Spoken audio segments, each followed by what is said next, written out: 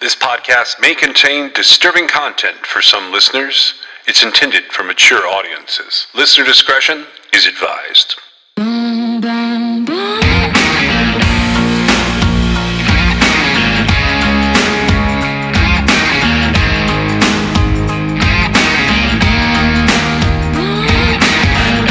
This is True Crime XS.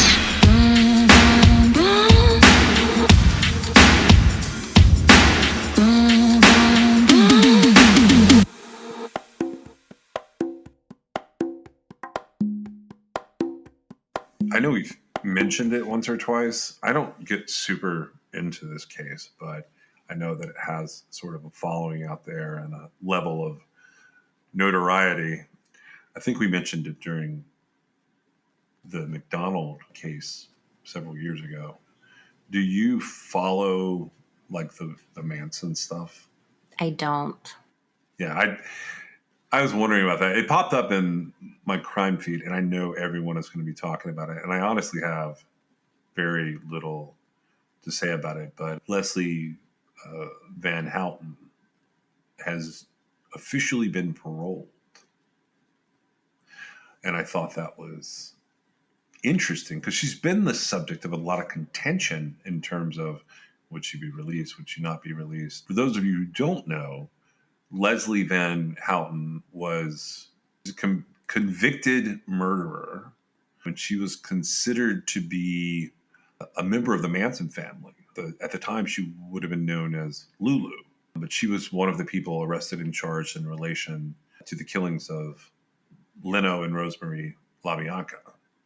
She was convicted and she was sentenced to death, but there was a ruling from the California Supreme Court in 1972 related to the death penalty, not specifically her case, the People versus Anderson. And that ruling resulted in her death sentence becoming a commuted sentence to life in prison. And then her conviction was overturned in 1976, and an appellate court decision granted her a retrial. The second trial that she had ended with a deadlock jury, so it was considered a mistrial. And then in 1978, she was tried a third time on multiple counts, and she was convicted of 2 counts of murder and 1 count of conspiracy. And she was sentenced to this really weird sentence of 7 years to life in prison.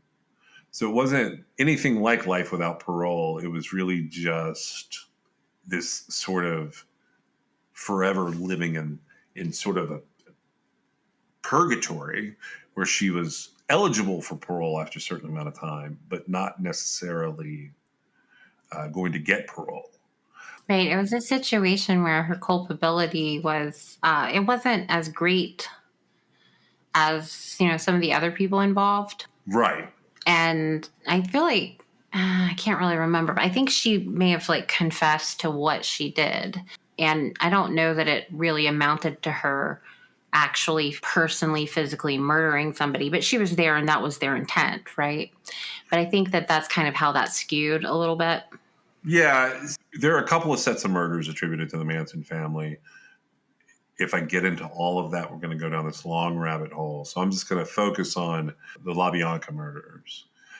August 9th, 1969, with Tex Watson, Patricia Krenwinkel, Lindy Kasabian, Susan Atkins, Clem Grogan, and Charles Manson, they went to the house of Rosemary and Leno LaBianca. Manson goes into the house with Tex Watson, and that leaves Atkins, Grogan, and Kasabian outside.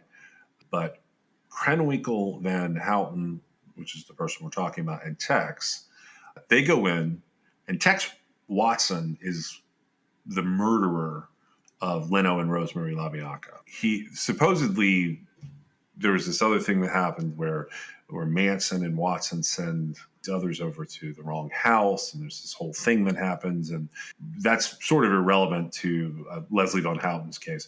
But Leslie Van Houten and another woman held down Rosemary LaBianca as Tex Watson stabbed Leno. So they're holding Rosemary down so she can't help Leno. Leno gets stabbed, and then Tex comes over and he stabs Rosemary, and he gives Leslie a knife and orders her to stab the woman. So she is basically stabbing a dying woman 13 or 14 times. And then Patricia Krenwinkel, who also gets involved in this, and they are stabbing on her as well. So in 1971, she did testify that she took one of the knives, and then Patricia took one of the knives, and they were actively involved in the last part of Rosemarie LaBianca's murder. And I think that's why the sentence is like, I think you said it's like 7 years to all eternity of purgatory, right? It is strange, right? Conviction for murder and then being sentenced to 7 years. And so if you consider, we hear all the time, like, oh, the system's broken, right? And in all of the Manson cases, all the people involved in those murders that went to trial, it's interesting because this actually illustrates sort of the other side, where like there was chance after chance after chance to make sure that like she was in fact guilty, right? Yeah. And so to me, it's always fascinating to sort of see the other side of the broken system, which is that a lot of resources were used over the years. I mean, because she started out like with a death sentence that was commuted, and then, you know, now all these years later, she is finally going to be paroled.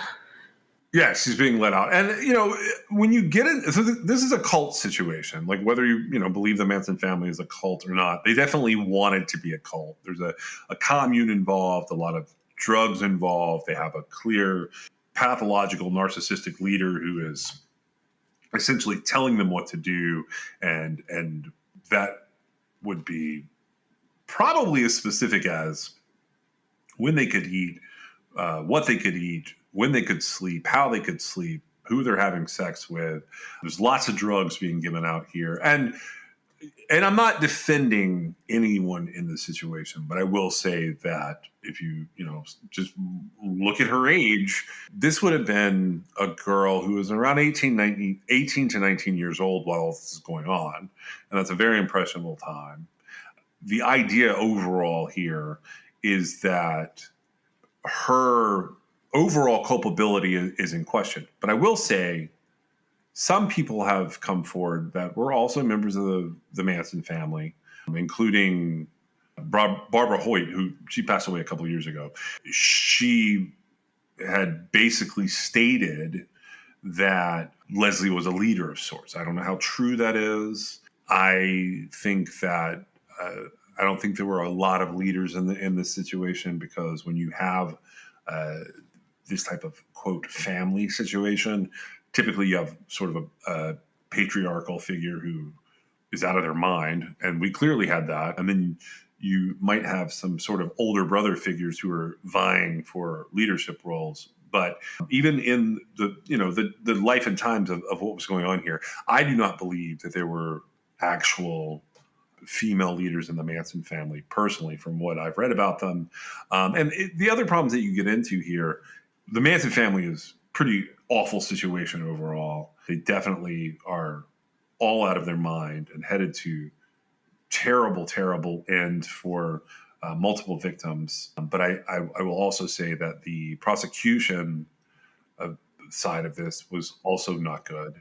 And you end up in a situation where just got like evil versus evil in pretty much all of the situations. Somebody's got to sort of dispense some justice. I think that the 7-year sentence to life is absolute torture in and of itself.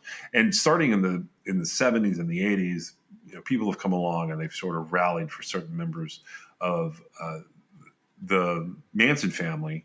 And Leslie Van Houten has definitely been one of those people that have been rallied for. She's been denied parole many, many, many times. I think the 20th time was sometime in 2013 or 2014. So, we're 10 years later, several more times down the line.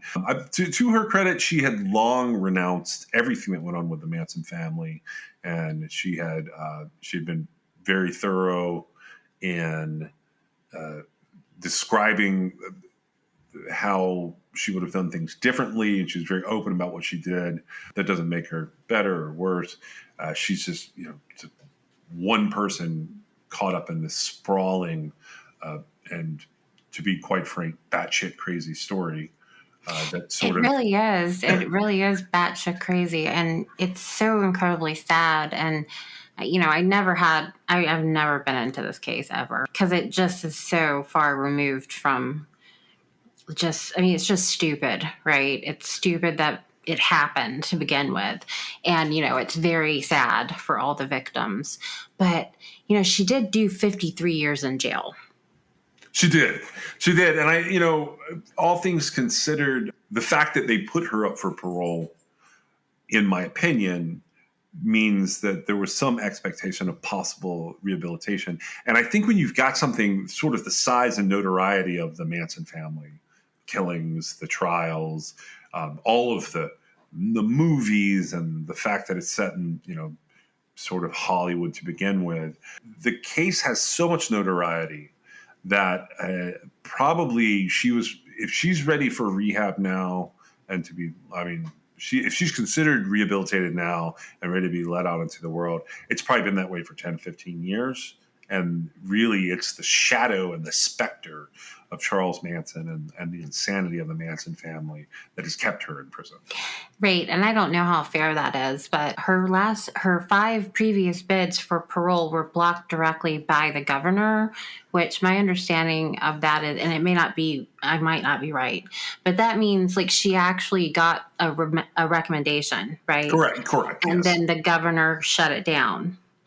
And so that means she had advanced past the point of not being able to get through the, pardon and parole board recommendation. And the governor was shutting it down. Now, the last time she was blocked for parole was in 2020, and it was actually overruled by the California Appeals Court. And so I don't know how that plays into her getting out of jail yesterday. Ultimately, I believe the governor, is it Gavin Newsom? Yeah, it's Newsom. I think that he had just sort of given in to not attempting to block it again. Yeah, so it becomes sort of like a political stunt after a while. It is. And, politicians are constantly trying to save face, right? Yep. And nobody wants to be the governor that didn't block parole for one of the Manson group, right? They don't. And it goes back to April 2016, Jerry Brown. So she first gets recommended for release or parole in April 2016. And at the time, California Governor Jerry Brown, he said, there's no way we can let her out. She is still an unacceptable risk to society if released. And it's exactly what you said. They don't want to be that person that lets her go. But the truth is, at that point, she's going to be roughly 67 years old. She's 74 now. So I don't see how she's going to be. And she's renounced all of that, openly and actively said that, she understands. Right. And she'll go, to a halfway house to begin with. And then she'll be on parole. And, you have to think about it. She has, I'm sure she's done stuff in prison, but she has no life experience really. Right. Right.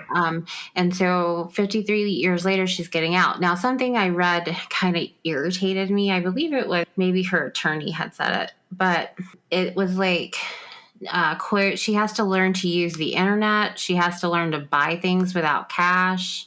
The attorney told the AP, quote, it's a very different world than when she went in, end quote. And I felt like that was a little bit of overkill.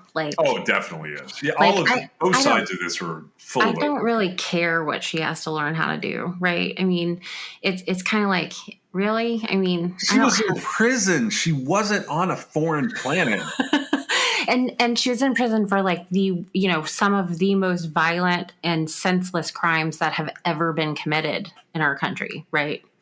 Because the murders that occurred by Charles Manson's family or whatever, they were so ridiculous. All of it was ridiculous. And it's one of those things that, I mean, without there actually being people dying, I would just roll my eyes at it, right? Yeah. Because it was just so stupid. But, we'll see what happens. Actually, I doubt very seriously we'll see what happens with her. I think she's going to disappear into oblivion. However, somebody brought this to my attention. That's the only reason I'm aware of it today. I couldn't care less about this. Somebody made the comment that she was going to make a fortune off of telling her story, right? I don't know if you've seen that or not, but there's been banter because she has nobody's going to hire her at 73, not to mention she's probably not physically able to work a full-time job at this point. Well, so when you were you talking to someone or you were reading something and they said she'd make a fortune? I was reading the comments on something. Somebody told me about this and I pulled it up and then I was reading the comments and people were talking about because a lot of people are mad that she got out. A lot of it, and honestly, I mean, I'm not going to go one way or the other here, but a lot of that stems from the narrative of the Manson family saga, right? It does, yeah. And, it doesn't make any difference, all the dynamics that go into play. It was like they were just all crazy and they were all, murderous lunatics. And, it never comes up that some of these people were underage and they never should have been in that situation to begin with or whatever. And so it stirs something in people, right? Yeah. The murders for the most part they weren't completely random, but they were something that wouldn't have made any sense to anybody, right? Yeah. And so because of that instills fear in people. And that narrative story has spilled over, all these years later, right? Yeah. And people keep it, and it's also one of the most infamous cases that there is because of Charles Manson and the character he created for himself and sort of the way that all went down, because it's so bizarre, right? Yeah. And it's actually kind of hard to believe that this, loser guy convinced all these people to do this stuff, right? It really is.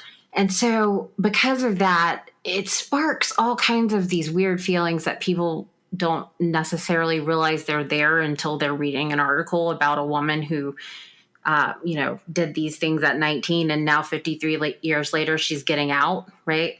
And so people just kind of fly off the handle. And because I was reading these comments, I was thinking, yeah, and, I don't comment and respond. I don't have an opinion one way or the other, really, about her getting out of jail. It is interesting, right? I just feel like it's a part of history. That's the main reason I wanted to talk about it, and I kind of put it in here is because I feel it's a huge part of American history. Well, one thing I didn't see, did somebody else get out?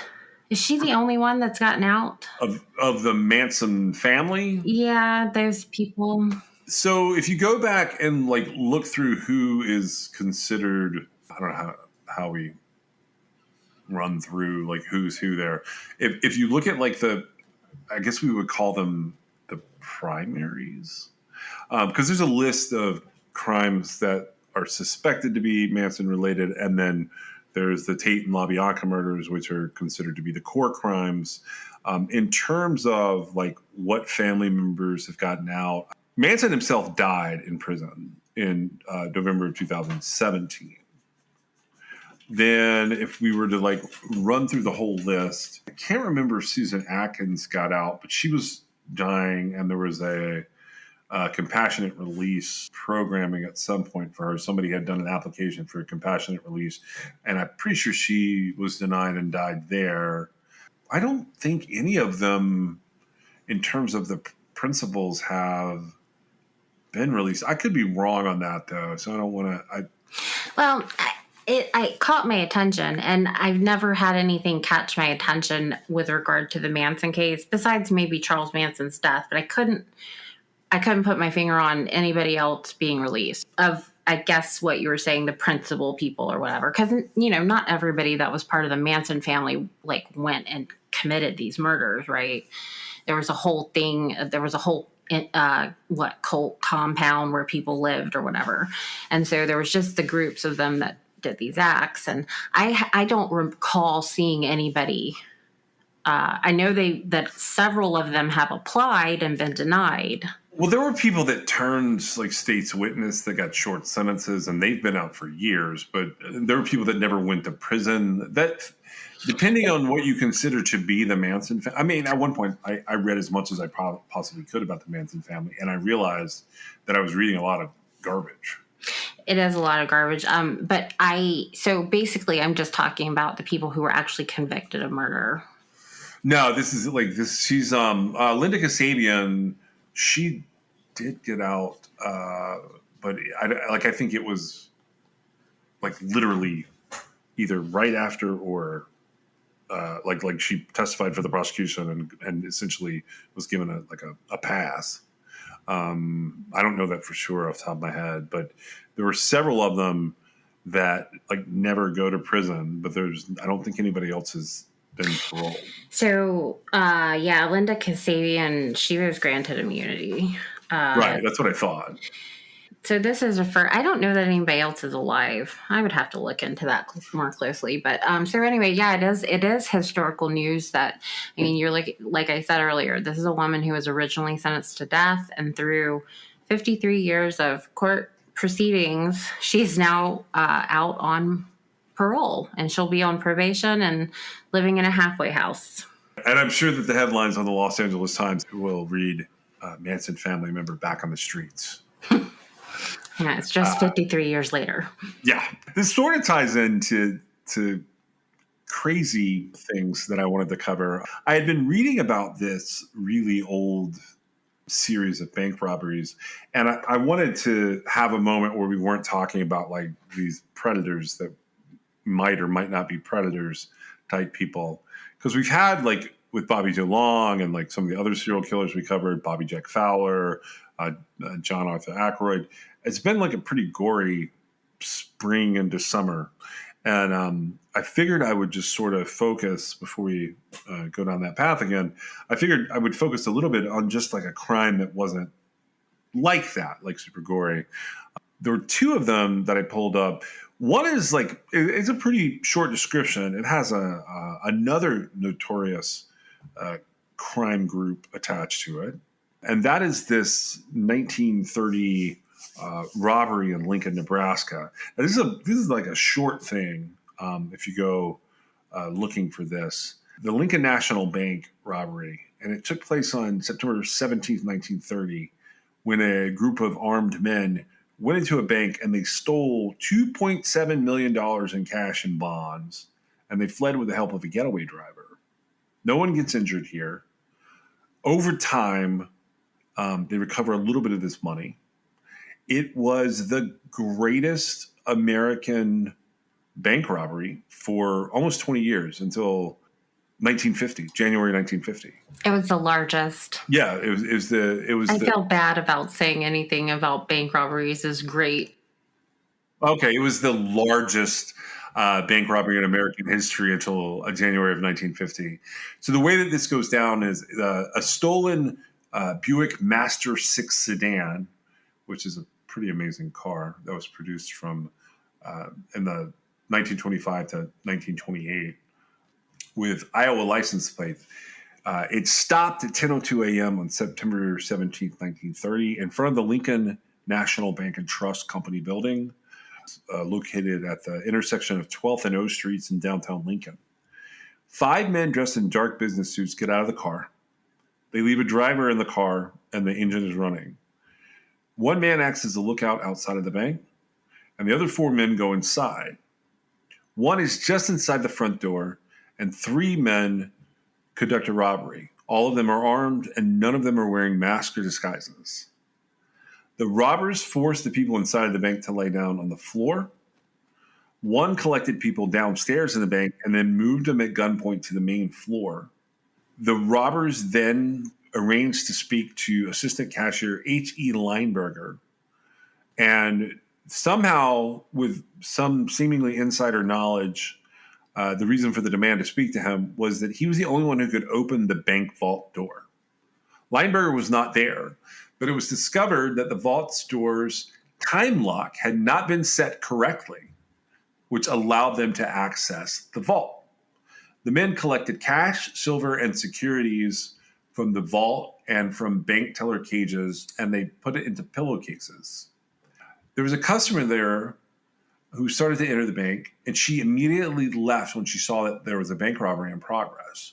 She goes across the street to a little radio store, and she told an employee there to call the police. 2 officers were able to reach the bank while the robbery was still in progress. Only one of the officers was armed. He was armed with a revolver. And the 2 felt they were no match for the man who was posted in front of the bank who was carrying a submachine gun. The robber motioned with the machine gun to indicate they should leave, so the police left. The weapons were used to intimidate the bystanders, and they loaded the pillowcases of money and loot into the back of the Buick.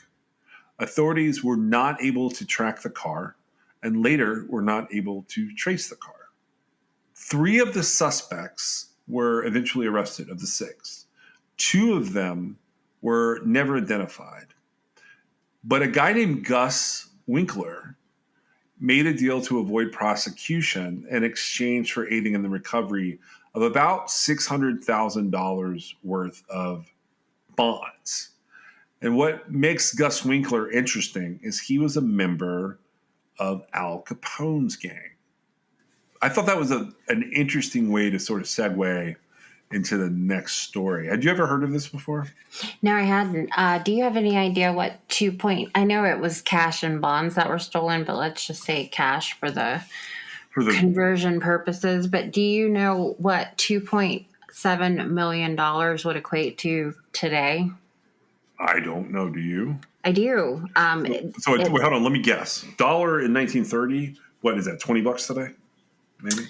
Well, I don't know. I just did the calculation on the total, but it would be $49,170,233.53 today. Holy cow! And so that is it's a average inflation rate of 3.17% per year, with a total cumulative increase of 1,721.12%. Which essentially means that today's prices are 18.21 times higher than prices that were average in 1930. That's from the Bureau of Labor Statistics on the consumer pricing indexes. So $1 today would only buy 5.491% of anything that it could have bought back then. I don't know if all that makes sense, but basically... Yeah, it does make sense. Yeah. So it's a $50 million robbery, basically. And that was huge. And so one of the biggest things about this was nobody was hurt, right? Yeah, nobody was hurt in this one. So this is a Nebraska robbery. That's a long time ago, if you think about it. That's a very, very... In 7 years, it'll be 100 years ago. Right. And that's what I was thinking. In 2030, it'll be 100 years old. And to me, I don't always process things like, a $2.7 million robbery happening in 1930. It seems just bizarre to me that could have occurred. But it did, clearly. Yeah, so this is, I'll throw out there that, I guess I was off. It's not $20. You said it's 18 and something per, each dollar from 1930 is worth about $18.21. Is that what you said? $18.21. No, that is so. Anytime you're in a conversation and you say, if I had, $2.7 million in 1930, that would be worth $49 million today. It's going off of the price increase, and so today's prices are 18.21 times higher.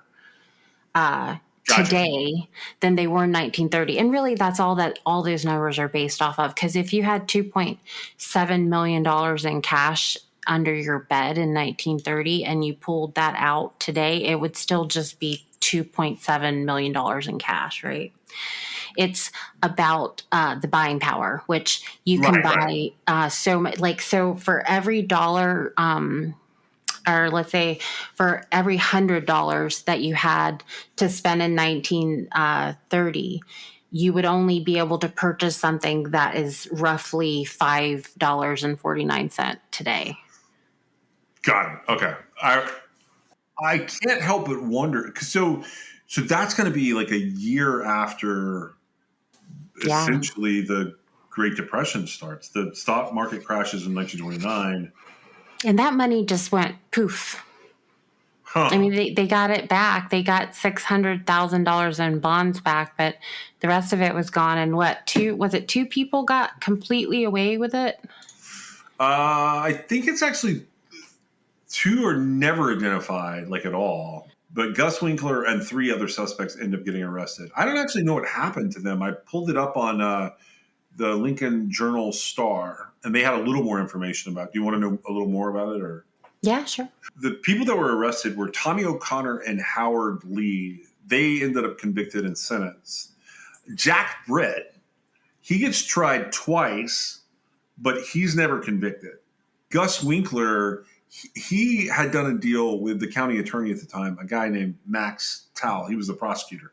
And he arranges for $600,000 in bearer bonds to be essentially recovered. The next year, Winkler ends up getting murdered in Chicago in a gangland slang. But the final two robbers they're never identified. Doesn't that make you wonder, because of at least Gus's association with Al Capone?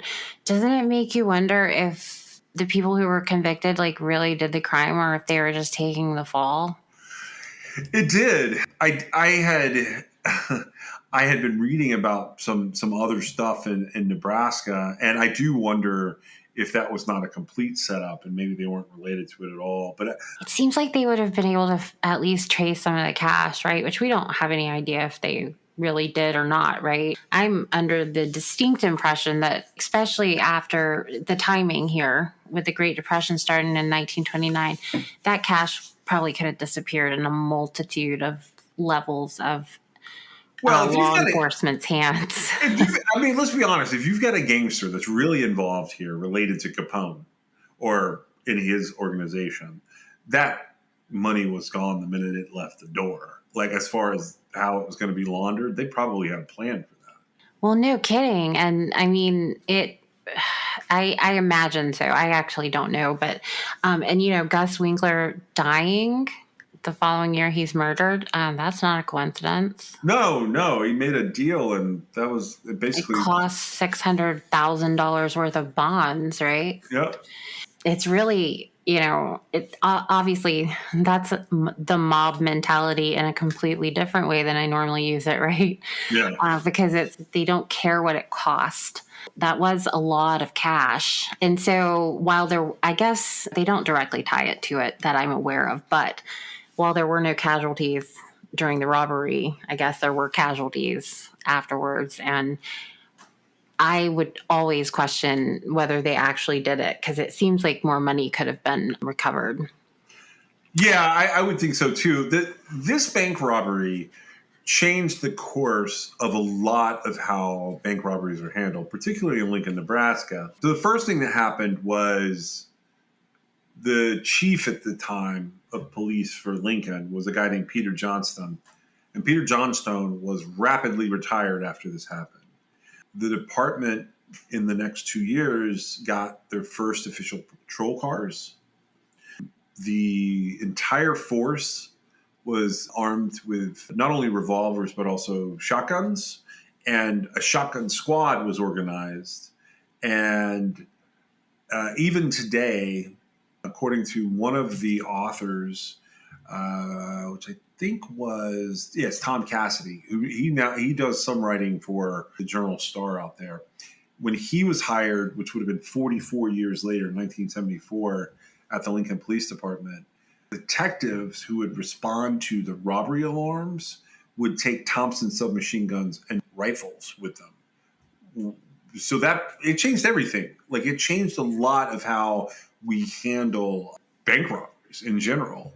For them to suddenly be taking these Tommy guns and these and the other submachine gun, that's a big deal. Which leads me to like today's sort of case, which is, there's not a lot to this, but I wanted to talk about this case because I had remembered it. Last fall was the 20th anniversary of this case, and it stuck in my head.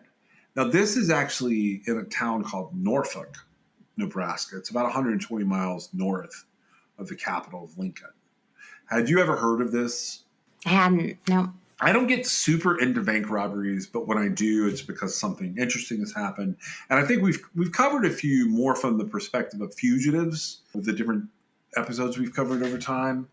And this one, it has a couple of sources out there where you can go and read about it.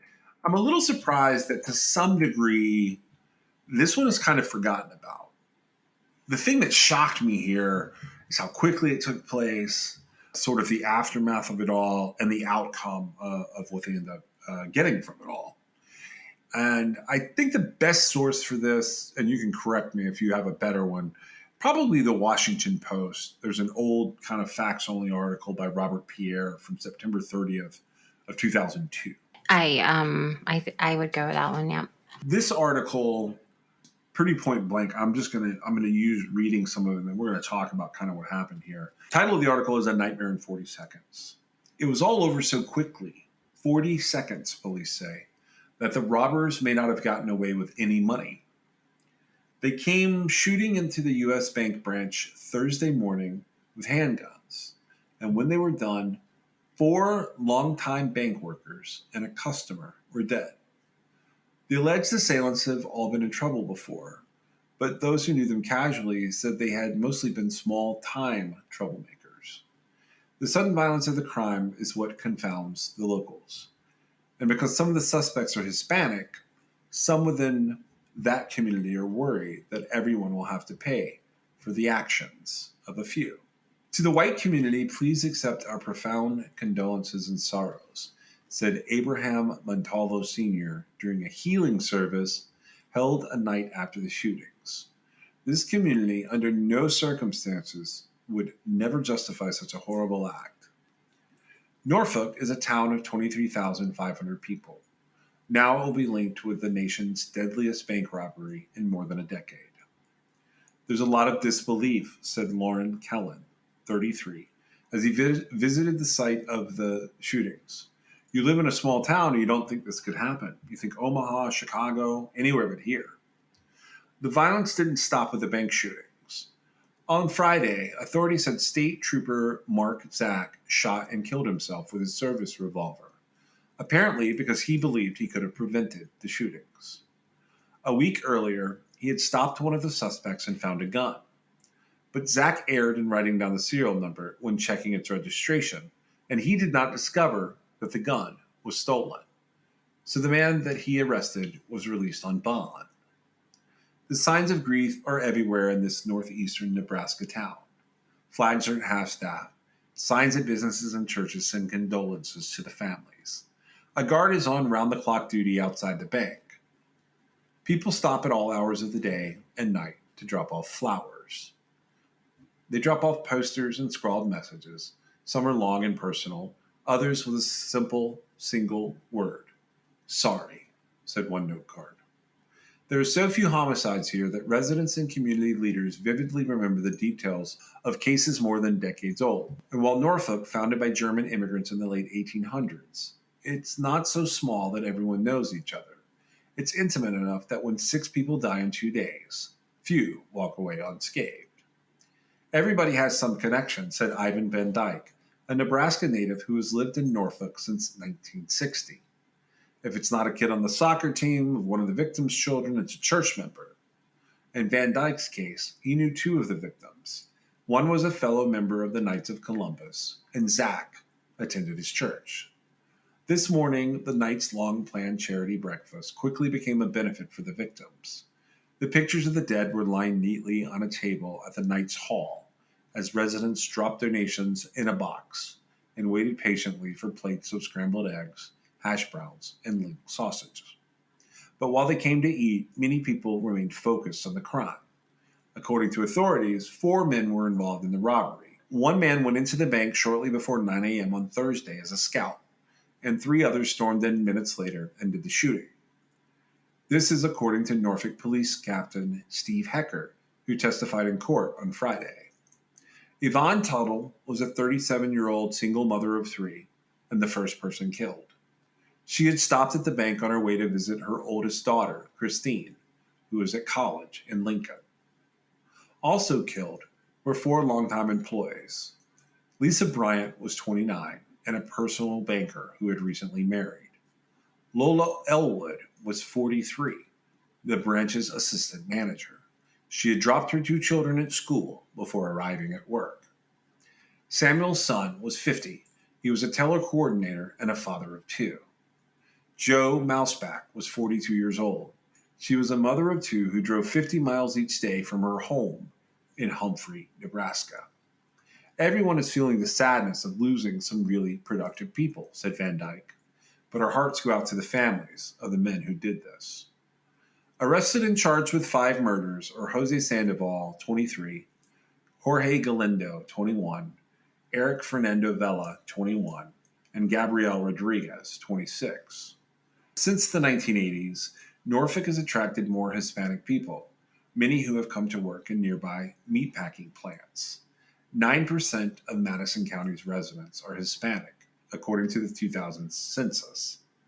But Norfolk Mayor Gordon Adams said the heritage of the men is unimportant. There's been a lot of concern about American and Hispanic relations, he said, but these were just bad people. They weren't immigrants. They grew up here. Police charged in court that the men planned the robbery more than 2 weeks ago, finalizing the details Wednesday night in a Norfolk apartment. After the killings, police said the 3 alleged shooters, Sandoval, Galindo, and Vela, broke into a house. They demanded the car keys to a 2003 Subaru and drove away. They later ditched that car, stole another one, and were arrested 70 miles away, in O'Neill. Each had police records. Sandoval of nearby Madison had been charged September 13th with driving on a suspended license and marijuana possession. In 1995, he was sentenced to do 60 days in jail for assault and 10 days for theft. Vela, whose hometown is unknown, was arrested September 19th on charges of carrying a concealed 9mm semi-automatic Ruger. He posted bond the same day. Rodriguez, also of Madison, had been sentenced to 6 months in jail for robbery and assault in May of 1999. Galinda had a lengthy record that included assault and drug possession. Authorities say it was the arrest of Vela that apparently led Zach of rural Norfolk to kill himself. Zach apparently transposed 2 numbers in the serial number of the gun and failed to detect that the gun he confiscated from Vela was stolen. Had the numbers matched, Vela might have been kept in jail. A 12-year veteran, Zach had a wife and 7 children from 2 marriages. He did have some problems, Adams, the mayor, said without elaborating, but this was the final blow, you might say. Kevin Penner, 23, went to elementary school with 3 of the suspects. He didn't know them well, but said they had been in and out of trouble, mostly for minor infractions. I couldn't help but wonder what their motivations were, Penner said, as he visited the makeshift shrine at the bank with his wife Sarah and 2 young kids. A lot of people are asking the same question because the men shot so quickly upon entering the bank and because police did not find any money on them when they were captured. Adams said the city is planning a memorial a week from today for all the victims, but they're waiting until the funerals and family events are completed this week. A funeral for Tuttle is Tuesday, but on Saturday, her daughter Christine returned to the bank with friends. A freshman at Nebraska Wesleyan University, she said she was thinking how much she and her sisters, Virginia, age 5, and Sarah, age 3, will miss their mother. We just got her purse back today. She had money in it, Tuttle said as she looked over the condolence notes outside the bank. She didn't even need to be there. She was a good mom, and we're going to miss her. So what did you think of this? Well, do you know how many people are on death row in Nebraska? I don't, do you? I do. It's 11. And 3 of those 11 are the shooters in this bank robbery. So Vela and Sandoval are there? And Galindo, I guess? Jose Sandoval, Jorge Galindo, and Eric Vela. They've all been sitting on death row in Nebraska, along with 8 other convicted murderers and they're all murderers, but they have a variety of other crimes. And there's some political stuff here. The most recent ones is 2017, and that was when the death row legislation was reinstated from it being overturned in 2016. And then it's 2017 and 2013, and then all the other ones are from, years back. Like in this case, it's 2002, right? And so that's 21 years. And there's been several situations where they've attempted it, at least with Sandoval, Jose Sandoval. He went so far as to I don't know if he was issued a death date, but the announcement that a death date was going to be issued was made, at least, right? Yeah. And that was in 18 or 19, it seems like. So far, none of them have been executed. So that is fascinating to me, right? That three of the people involved in this completely senseless 40-second bank robbery, they did not get any money, and they killed 5 people. I don't know about you. I haven't really gotten into the court records and stuff on this, but have you ever heard any sort of motivation? Nothing at all. So they wanted money, right? But they went in shooting, and that doesn't really correlate with how bank robberies normally go, right? Normally the gun is only a mechanism, right? It's a mechanism of control to get the money. Most of the time, in fact, when I first saw this, I was like, oh, I bet somebody accidentally pulled the trigger. But that wasn't the case. They went in specifically shooting. And that's weird. That's a strange situation, because typically the guns are just used for force to, coerce the tellers into doing what they ask. It doesn't even seem like they gave them the opportunity to do anything. They just went in and were shooting. Well, that's sort of how the court records read. If you go hunting through them, I want to say there were requests for change of venue early on, but when it comes, these are really what I call guilt phase trials, where they just aren't contesting we didn't do it. They're contesting that whether or not they should be put to death. So the attorneys seem to have the same opinion that you had.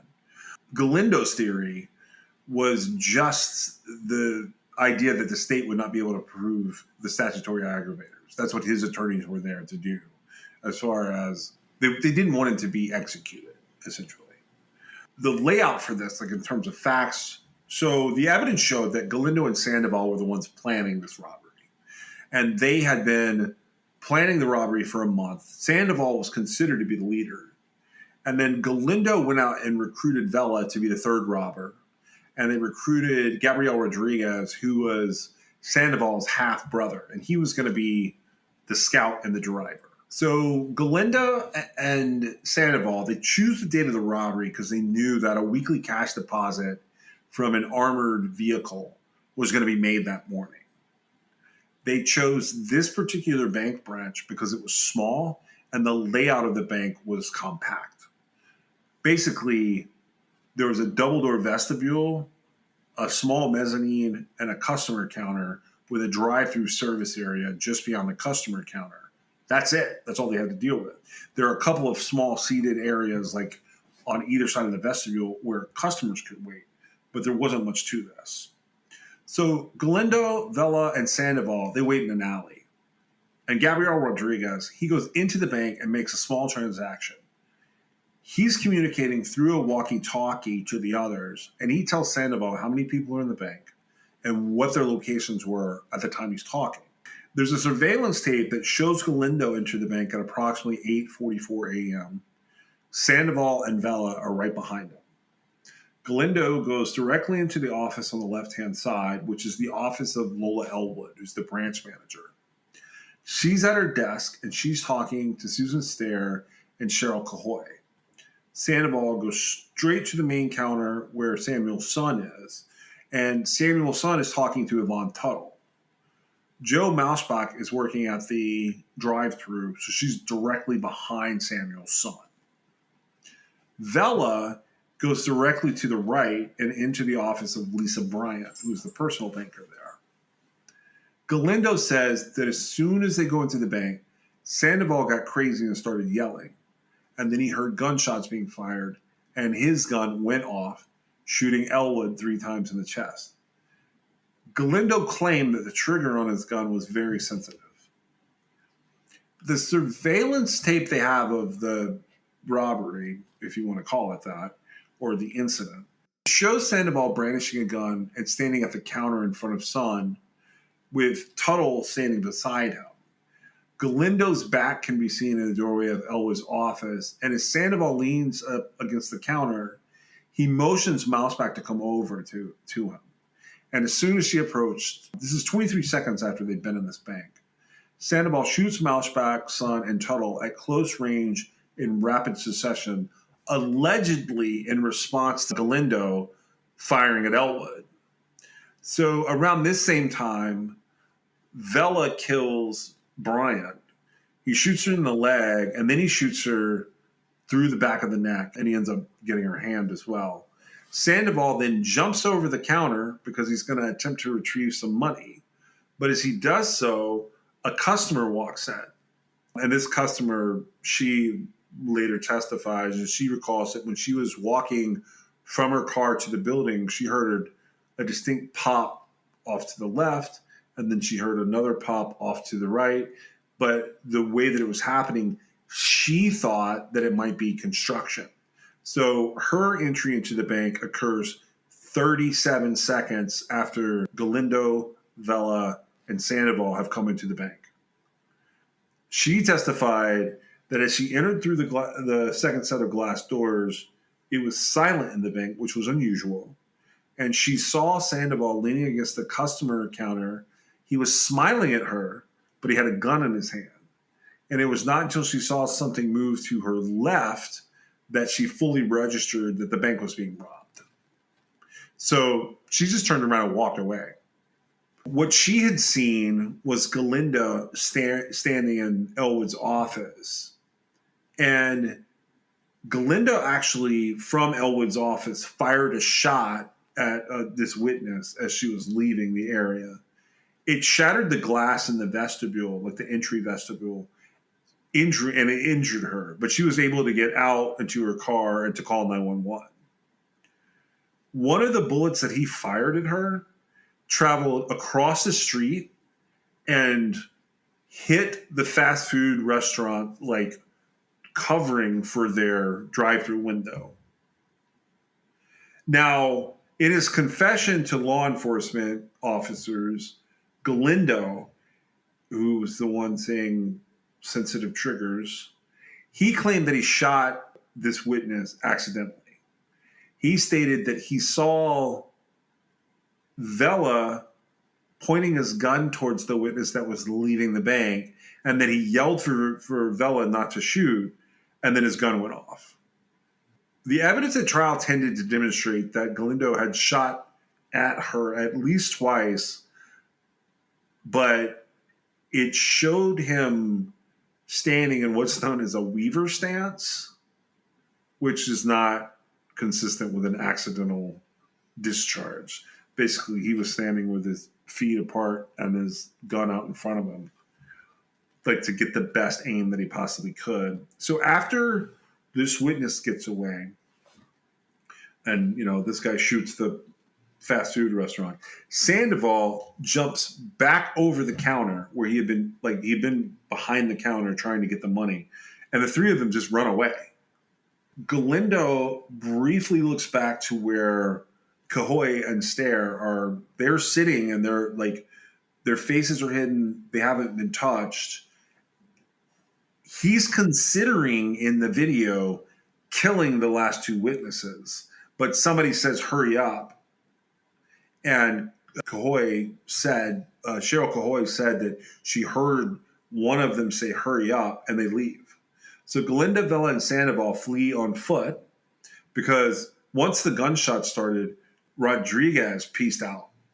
And the two witnesses that were left, they were actually sitting and talking with the bank manager, right? Yeah, they were in the office of Lola Elwood. Now, Lola Elwood is the one that allegedly the trigger was very sensitive, and she got shot 3 times in the chest. Right. And so I actually hadn't read that account. That's actually sort of what I pictured happening. Well, that's why I was saying this, because it times perfectly with what you... Now, I don't know about what kind of stance did you say he was in, where it didn't seem like he the gun was accidentally going off at the lady that left? So the Weaver stance... Weaver stance. Yes, the Weaver stance is when, I don't know, it's created by a deputy named Weaver sometime in the 50s. I don't use it well because I'm left-handed with guns. But the first component is 2 hands. So your shooting hand is holding the handgun, and then you wrap the support hand around your shooting hand. You extend your arms out in front of you, and you slightly bend your elbows, and then you put your feet in a matching or an opposing, like, boxer stance, depending on how you're shooting.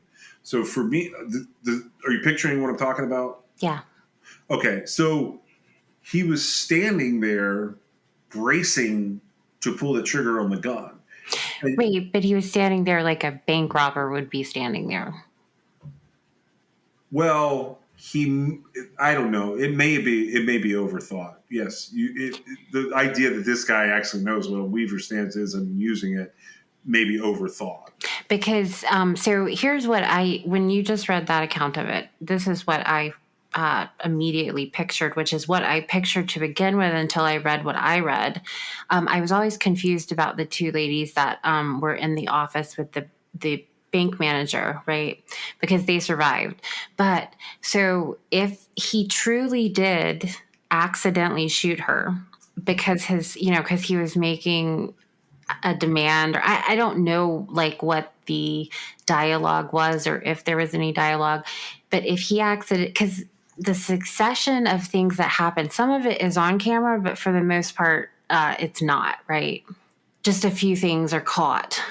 Yeah. It's a really small space. And what I just read is sort of, it's not that everything is caught on camera. There's glimpses of it that sort of confirm the eyewitness account. Right. And then, of course, I believe it was Galinda actually pled guilty, right? I think. There is a little more crazy to this, but yes, they're like...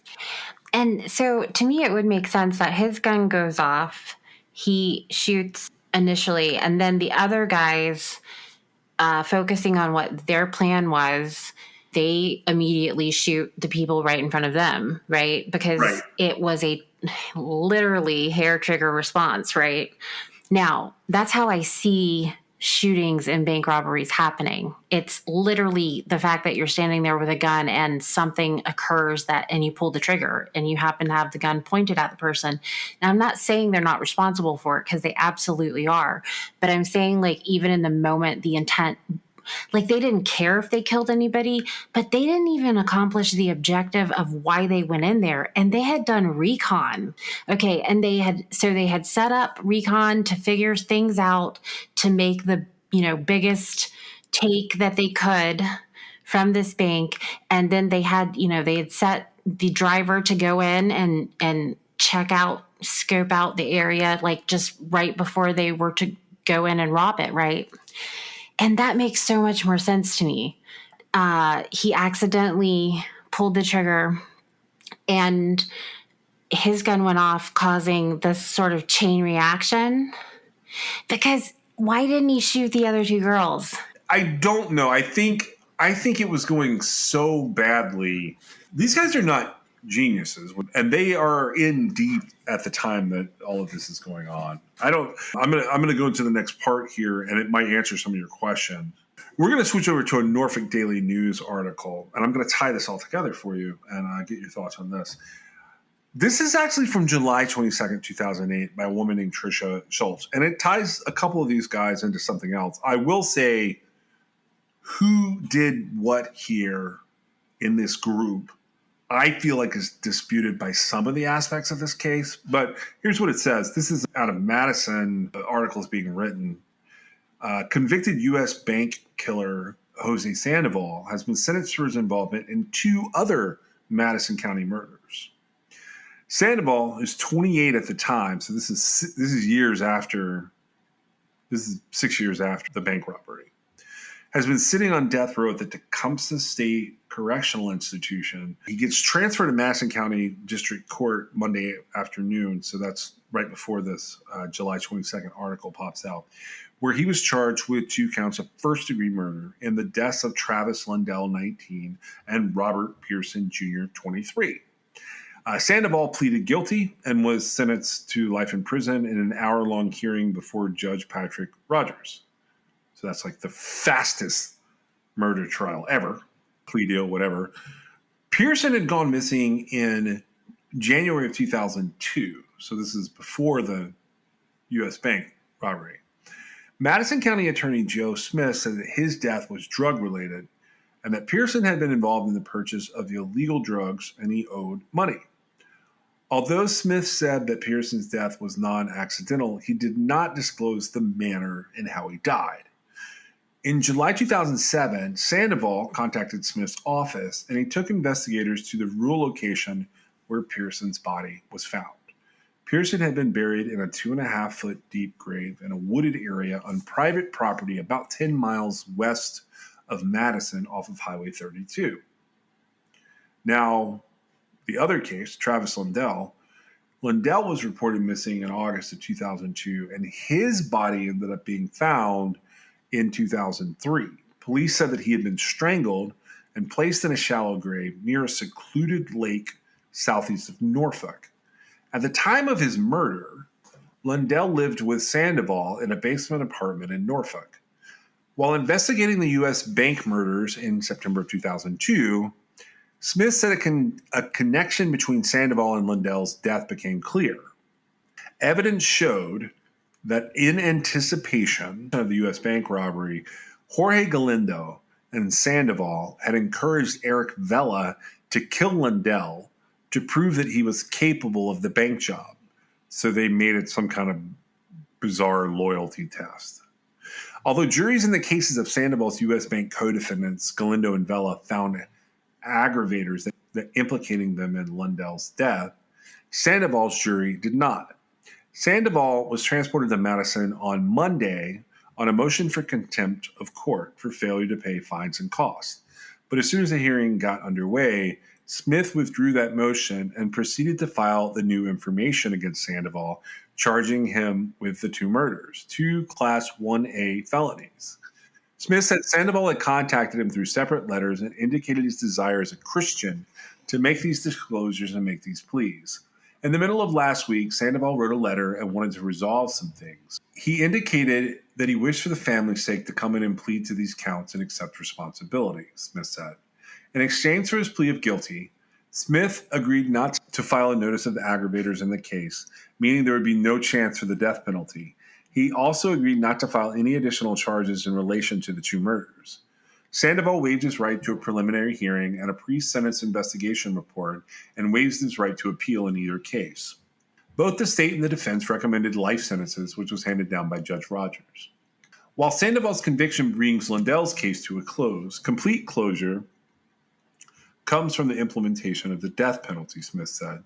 And that will be done when the state legislature, the governor's office, show that type of commitment that's necessary to make the death penalty a meaningful thing in the state of Nebraska. The investigation continues into others who may have been involved in Pearson's murder because Sandoval did not act alone. It will continue until every single person that was involved in Mr. Pearson's death is brought to trial, said Smith. The investigation points to at least 2 other people, one of whom is in Mexico, and one incarcerated in the United States. That does not necessarily mean those who are suspects in the case. We believe they are people who know something, and the investigation has not been narrowed down to only those 2 people. Galindo and Vela were not involved in Pearson's murder. So these idiots are just in over their head at every turn and twist they can make for themselves. Do you know what I mean? Yes. And I think that they're a really good example of how. So first of all, they didn't get anything out of this robbery, apparently. I don't believe they did. They really didn't. They didn't get anything. But second of all, this is how people can sometimes go missing and the police know what happened to them, but it takes years to clear this up because all of this is taking place 6 years after this guy's been sentenced to 5 years after this guy's been sentenced to death. You know, in 2007, he takes the investigators to Pearson's body, but Lundell, his body had been missing not quite a year, maybe half a year, and found, but nobody knew what had really happened to him. So clearing all of this up came from putting this guy on death row. Which is crazy. Yeah. I feel so awful for the people that were just randomly in the bank that day. Right. It was one customer and the rest were employees. And I mean, clearly they didn't have great intent, right? But it's crazy to me that it went south as quickly as it did and they reaped absolutely nothing from it. And that just makes it like a very sinister type crime that's really hard for me to wrap my head around. Do you think, knowing sort of in hindsight, because they're picked up shortly after this robbery happens, but knowing in hindsight that they had killed Lundell and Pearson, do you think that affected how they approached the robbery that day? I think that it could have, yeah. They could have been, they could have thought that they were bad dudes. But if that's how you're going into something, if you're planning a bank robbery, you need to be strategizing on like how you're going to get the money out and like that kind of thing. And the violence aspect of it is strange to me. That, you've got to kill this dude if you really want to pull this job with us or whatever. That's weird. That's a weird situation. And so, yeah, they might have had it in their mind. They had to be like tough, right? But I genuinely believe that at least now they had it in them to do it, right? But initially, I think the gunfire could have started from just a sensitive trigger and a twitch of a trigger finger. I read that part because that's how the defense presents it. But like after you find out that like other people are dead, I don't know about that. It could have still been that, but why test the guy? Why test anyone having them kill a roommate if you're going to be killing if you're not going to be killing people during the bank robbery? Yeah, I don't know. I don't see what the point of killing the people immediately was if they were there to rob the bank. Yeah.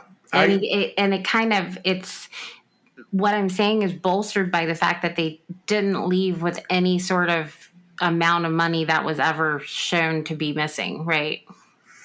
Yeah. And Galindo and Sandoval and Vela, all of their cases are continuing to be litigated even today. Yeah, and so 3 of them are, they're sitting on death row, probably will be, they were sentenced to sit on death row, basically, because there's a lot of legislation about, actually putting people to death there that's going kind of back and forth. So who knows if they ever will be put to death. There are only 11 death row inmates in Nebraska. Yeah. I actually don't know if that's a lot or not. I mean, it's obviously not a lot, right? But I don't know comparatively, I don't know what most states have. Oh, you mean there's about 2,500 death row inmates, I think, in the United States? Yeah, I don't know who they are by state, but there's probably 50 people in federal death row right now. I'm guessing if you go through the military records, they got to have at least 5 or 6 that are not technically federal. And let's see, Alabama has 166 inmates. Arizona has 109 on death row. Arkansas has 30. California has 662 on death row. Idaho has 8 on death row. Indiana has 8 on death row. Kansas has 9 on death row. Kentucky has 26 on death row. Louisiana has 57. Mississippi has 35. Missouri has 13. Montana has 2. Nebraska has 11. Is that your number? Did you say 11 or 12? Okay. Nevada has 64. New Hampshire has 1. North Carolina has 137. Ohio has 123. Oklahoma has 39. Oregon has 0 because they never catch their serial killers. Pennsylvania has 101. South Carolina has 34. South Dakota has 1. Tennessee has 45. Texas has 184. Utah has 7. Wyoming has 0. So those are, and then there's a number of jurisdictions that just don't have capital punishment anymore.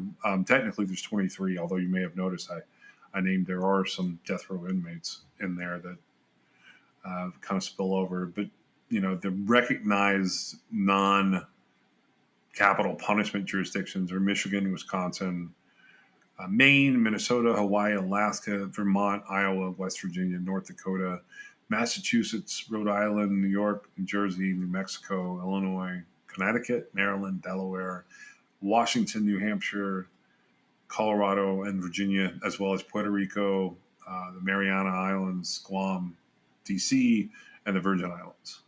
And regardless, I mean, there's not a whole lot of executions actually happening. So No, there's not at the moment. Occasionally, Florida gets a little crazy down there sometimes, Texas. But I just wanted to cover this case because I thought it was interesting. So I had pulled this up. Do you got anything else to say on any of this?